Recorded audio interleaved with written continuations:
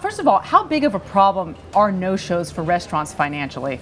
It can be a problem. I mean, the restaurants I spoke with said, it could be 10, 20, 30, even 30% of their diners out. Even if you don't have a lot of walk-in business, you're kind of stuck. And it's not even just that they're losing that revenue, but they're also probably, at least in the high-end restaurants that people are clamoring to get into, they're turning away. I mean, you and I might go there, want to get in, they say, sorry, we can't take you, we get bummed, we don't come back. So it's sort of ill will on that end. I mean, I think that's what happened with 11 Madison Park, which is a very in-demand restaurant. I mean, they have a waiting list, probably with dozens of people every night.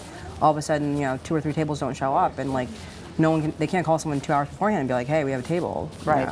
So they're taking matters into their own hands, and one of the most interesting, I think you said, was on Twitter, on the social media sites, outing people in some cases who don't show up. What's their rationale for that, and how's it working out? Well, that's something that took off in Australia. I haven't heard about it in the U.S., but yeah, there was one chef in Sydney, Michael Moore, I believe it was, who just got so fed up. He started like outing people with their names, and some of the other chefs in Australia decided, hey, we're going to do this too. So they've been doing that.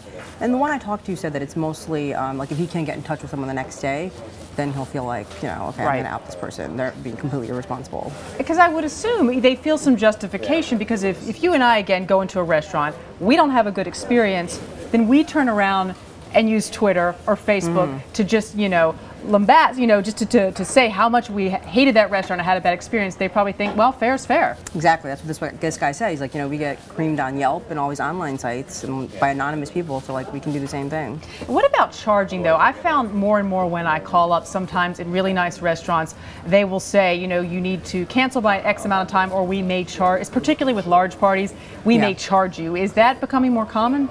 In New York, it's pretty standard at this point for large parties, which some people define as 4, 5, 6 and up, to charge. And what kind of money are we talking about? I mean, it ranges. Some of them are pretty minimal, like $25, because it's really meant as just a deterrent. But some are charging.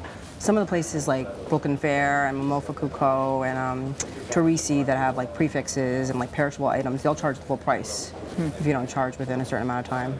I wonder if the restaurants feel that the no-show phenomenon is getting worse because we do so much booking anonymously online, so we don't feel like we actually called up and talked to somebody and had that personal connection. Did you hear that? Jim DePerrant talked about that a little bit. He owns Nobu and Cortone. He talked about like back in the day, you talk to someone, you can kind of get a feel on the phone, like are they serious, are they not?